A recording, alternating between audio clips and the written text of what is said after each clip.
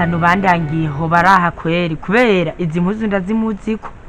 sha reka ngero ndabe ukari yari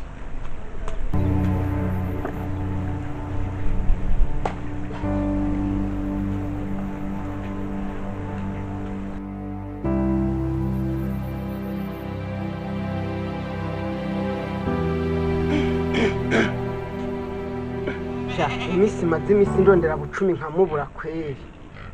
amafaranga yiwazo hapa yibaza ngo naramuririye mama yagiye Tanzania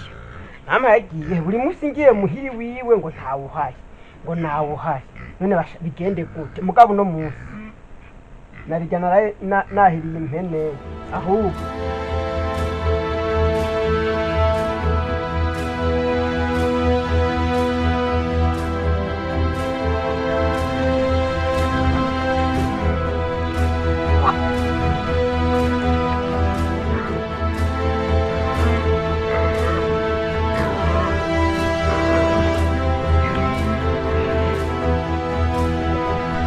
kwajanye namahoro mwaramutse mwaraye murakomeye ego nene kumenga urazindutse ugenzwa n'amazi sha narije ukuraba kweri tuganire oya ndabona n'imene zawe zirateye igomwe reka nje kukuzanira agatebe kweri tuganire nta ngorane bino bihene kweri yarabitomboje biravyibushe navyo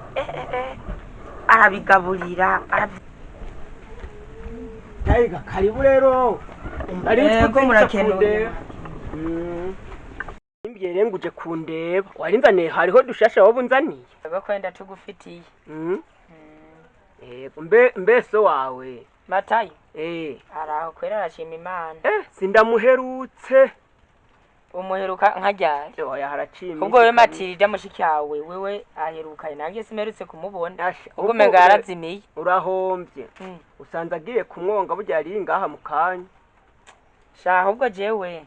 reka ndakubwira ibibazo nyezina byanzinduye ego ndumvise ko abandi bene wanyu barabashikawe basoha ubu rero reka ndakubwira ikibazo nyezina ugiye ikibazo narifise urabona ejo bundi papa yeruka kutugaburira itongo abana twese baraduhaye rero je barampaye itongo ariko narabuze umwavu noshira mu itongo ariko narabonye we yuko usudutungwa nkambona woroye rero narishaka ndagusabe nk'umugenzi uzombitsa agahene nange ndo nk'umwavu nange nze ndorora kijambere ce ndonkeraho n'uburyo bwo kuronka umwavu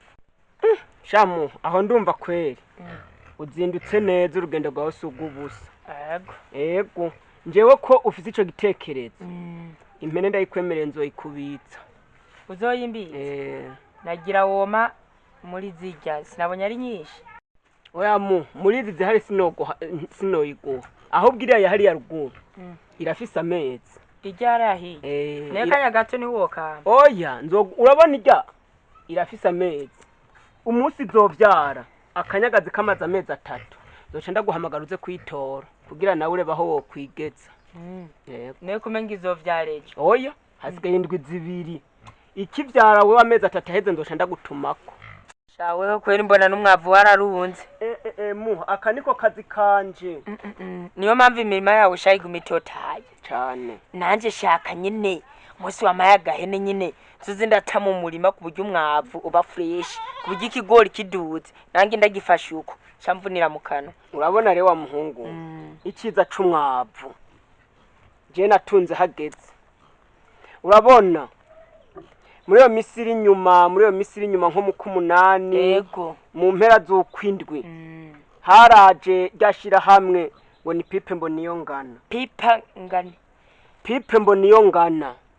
pipe mboniyo ngane yaraje riratwigisha ukungena abantu bakwiye kurimisha umwavu w'ikirundi uvanze n'urya mwavu w'ikizungu bica bihurira nayo uko nanje mfise umwavu nca ndabikora nkurikiza uko batubwiye naragiye ndashomba uyu mwavu w'ikirundi nkura muri izi mpene zanje burya nca ndagenda ndawutwara mu ndimiro na insize nayiteguye neza ndaca ibisoro by'ibigori burya ndawushomba ndagenda ndashira mu bisoro nkuko batubwiye mvanga n'urya mwavu w'ikizungu nahakuye ikigori nanje ku buryo numva nishimye urya mwavu bitwa futu ujya mwavu wangeri ujya fomi uwuvanze niwo mwavu w'ikirundi imbura rero ubu naho mu kwa kabiri nongeye kubigira nka kumwe batubarira urabona igiharage kiraho hantu nange yo ndakirebye numva nishimye be nta kuntu woma nk'umufuko none nanje nkaba ndakoresha nkazogusubiza nayo ku gahene mbona nanje wamaze kumera nk'uwanteye igomwe mbona ari mwiza cyane nzoguha impene we nawe uzokwikorera rero urabona muri yambona kazoza nyakubahwa umukuru w'igihugu ndayishimiye atubwira narayibonye kweri zozivuye muri uyu mwavu no mwitunga urabona kwewe warahejeje natanguriye ku gahene kamwe mugu urabona ko maze kugera kuri byinshi yego kweri kandi ndabona ziravyibushe cyane nibyo bigori mperuka kwimbura naragujije ndaguramwe n'aka kagurube n'ingurube yego kweri ingurube nazo zijya neza fresh cyane urazitaho kweri urabona rero nk'ibyo biharage nabihura umuntu uzofise icurya n'umufuko uzofise icubika ku buryo muri yambona kazoza batubwira 2040 gushira 2060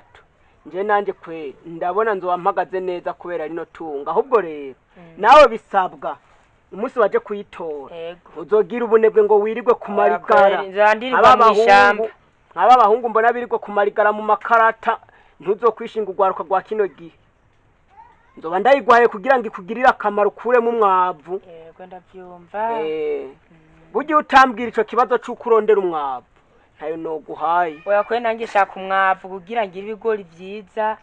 nyene nange mbeho neza nkawe kuko wenda bona muri yambona kazoza uri kurajeho neza cyane ahubwo binabaye nangombwa igihe uzoharimira